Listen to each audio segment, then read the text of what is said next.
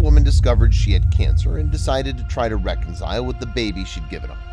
She hitchhiked to get on his truck and told him the truth after a way, only for him to do something she never expected.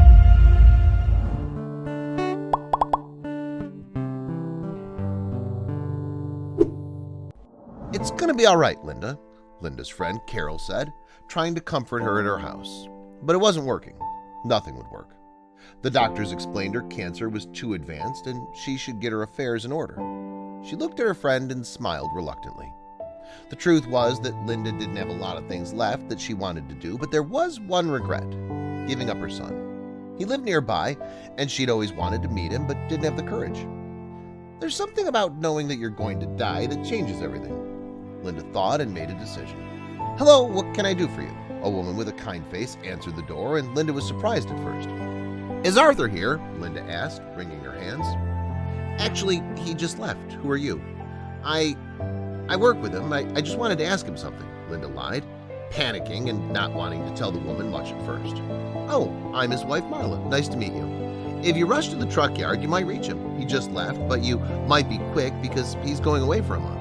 He's got a long route this time," she said, looking at her watch. "Ah, thank you, Maria. I'll see if I can reach him," Linda said, and rushed away as fast as she could without telling Marla anything about herself. Arthur worked for a company with tons of deliveries around the country, and they had many truck drivers for their in-demand products. These poor truck drivers were away from home most of the time, and Arthur was one of them. Linda had been keeping tabs on him since she realized how nearby he was, and she reached the truck yard quickly.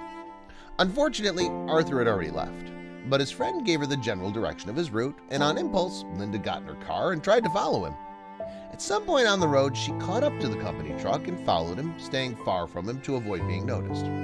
Finally, she saw Arthur going into a gas station, which was odd since trucks were usually filled completely before a huge trip, and he just started driving. Linda parked nearby and saw Arthur going to the convenience store. "Oh, he's getting snacks for the road, I bet," she thought, and wondered what to do now. Should she approach him and tell him everything right now? Would that be too crazy? What could she do? Despite being brave enough to follow him, she really wasn't ready to face him just yet. Instead, she abandoned her car and ran towards the road, going as far as she could. Finally, she raised her hand with her thumb and pretended to be a hitchhiker. She saw the truck drive away from the gas station and start toward her. For a second, she thought Arthur wouldn't stop. "Hey, where are you going?" Arthur said after opening the passenger door and looking down. "Chicago?" Linda said, making it sound more like a question than an answer. She knew the general route after the conversation with his buddy at the truck yard. "Awesome, get in," her son said. She did her best to climb into the big vehicle. "Geez, I've never gotten into a truck before," Linda said breathlessly when she finally settled. Arthur laughed heartily, making Linda's chest bump into light. "Yeah, it took me a while to get the ropes of it too. Can you keep a secret?" he asked conspiratorially, and Linda nodded. "I used to use a little stool for years." Linda surprisingly laughed, and Arthur joined her. They introduced themselves and chit-chatted some more as he asked her why she was hitchhiking to Chicago, and she tried her best to lie, but then she deflected the conversation. "Tell me about yourself. I made a resolution to get to know people better. What was your childhood like?" she asked, hoping he would agree to share.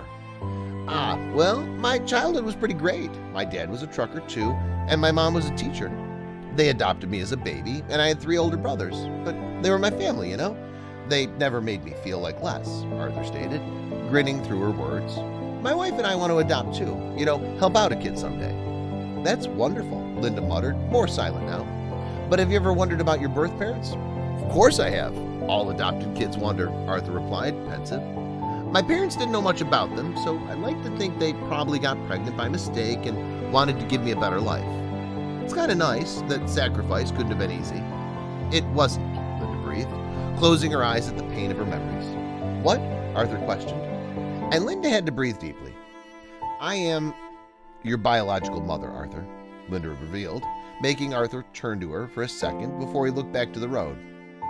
"What?" he said more loudly. "It's true. I knew it was your truck. I've been following you for a while. One of your friends at the yard told me your general route.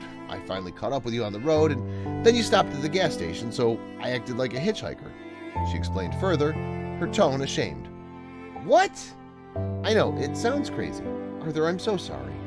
I don't live that far from you and your family, but I was always too scared and too ashamed to visit and introduce myself, Linda began, rushing through her words and not letting him speak. But things are different now and I had to take a chance. All I wanted was to know you and check that you had a good life.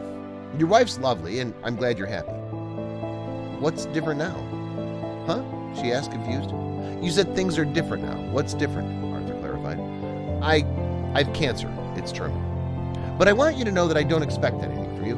I just wanted to meet you, ask about you, and know that you are all right, Linda said. And you were right. 27 years ago, I was an idiot teenager, got pregnant, and my boyfriend didn't want anything to do with the baby. Everyone wanted me to get rid of my pregnancy, but I couldn't. Arthur's eyes turned to her for a second. What happened next? I kept the pregnancy. My boyfriend dumped me, and my parents were angry, but they loved me, so they supported me. But it became pretty clear to me that I couldn't give you a second life, so I decided to give you up for adoption, Linda continued. I didn't exactly regret it, but you always wonder, what if? I'm so sorry for not trying harder to be your mother and raise you. The truck remained quiet while Linda finished speaking. It took a few minutes before Arthur said something. Thank you, he said quietly.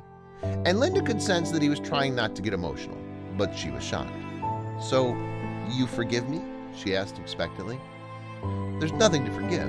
I have to thank you. Thank you for having me and for giving me to my family. You did it because you loved me. You did the best for me. I can't fault you for that. Arthur cleared things up. Linda couldn't stop the tears that gathered in her eyes. She didn't understand until that very moment that she didn't want to ease her regrets. She wanted his forgiveness all along, and now she had his gratitude. Thank you for understanding, she choked up. Can you tell me more about your family, your plans with your wife? Sure, Arthur said, clearing his throat.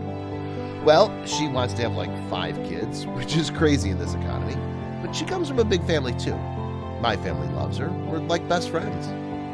Linda smiled throughout the conversation, and when Arthur asked what her life was like, she answered happily. She never got married or had kids, but she worked at a woman's shelter, helped people escape bad situations. She often tended to the kids and loved every minute of her work. I had many friends, but I was never interested in dating. I loved reading, driving around, and a good glass of wine on a Sunday night, Linda added. I kept tabs on you and was happy to watch you from afar until my final diagnosis. What's going to happen with that? Arthur wondered more solemnly.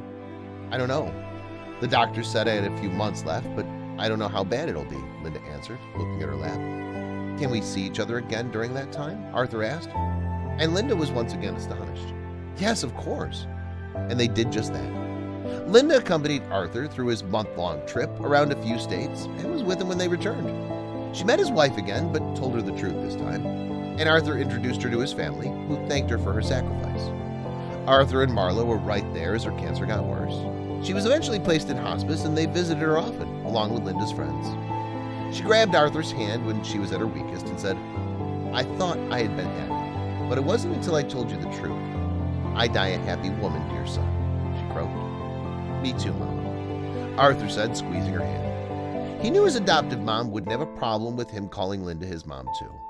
She died a few minutes later, and Arthur cried and was held by his wife. They visited her grave yearly, and Arthur was happy that he'd stopped to pick up that strange hitchhiker.